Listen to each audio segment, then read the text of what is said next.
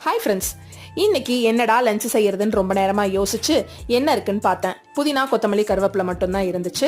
சரி, ஒரு துவையல் பண்ணலான்னு யோசிச்சேன். அது துவையல் பண்ணலாமா இல்லை பருப்பு துவையல் பண்ணலாமான்னு ரொம்ப நேரமா யோசிச்சு கடைசியில் ரெண்டையும் சேர்த்து ஒரு துவையல் அரைச்சிடலாம் அப்படின்னு முடிவு பண்ணியாச்சு. எல்லா பருப்புலையும் 2 ஸ்பூன் எடுத்துக்கிட்டேன். கடலைப்பருப்பு 2 ஸ்பூன், துவரம்பருப்பு, உளுந்தம்பருப்பு எடுத்து நல்லா கடாயில் எண்ணெய் ஊற்றி சூடானதும் பருப்பெல்லாம் சேர்த்து நல்லா செவக்க வறுத்தாச்சு. பருப்பு லைட்டாக வறுபட்டதும் வரமிளகாயும் சேர்த்து நல்லா செவக்க வறுத்து மிக்சி ஜாருக்கு மாற்றிட்டு அதே எண்ணெயில 5-6 பல்லு பூண்டு, நம்ம கழுவி வச்சிருக்க ஒரு கைப்பிடி அளவுக்கு புதினா, கொத்தமல்லி, கருவேப்பிலை மூணுமே சம அளவு இருந்துச்சு. எல்லாத்தையும் சேர்த்திட்டு நல்லா வணக்கிட்டு தேவையான அளவுக்கு கல்லுப்பு, ஒரு கோழி குண்டு சைஸ் அளவுக்கு புளி சேர்த்தி நல்லா பெரட்டி விட்டாச்சு.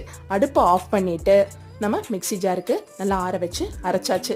எதையோ போட்டு அரைச்சோம், துவையல் எப்படி இருக்குமேன்னு யோசிக்காதீங்க. சுட சுட சாதத்தில் போட்டு சாப்பிட சும்மா வேற லெவலில் இருந்துச்சு. கண்டிப்பாக நீங்களும் ட்ரை பண்ணிட்டு எப்படி இருந்துச்சுன்னு சொல்லுங்க. நெக்ஸ்ட் இதே மாதிரி ஒரு இன்ட்ரெஸ்டிங்கான வீடியோவில் பார்ப்போம்.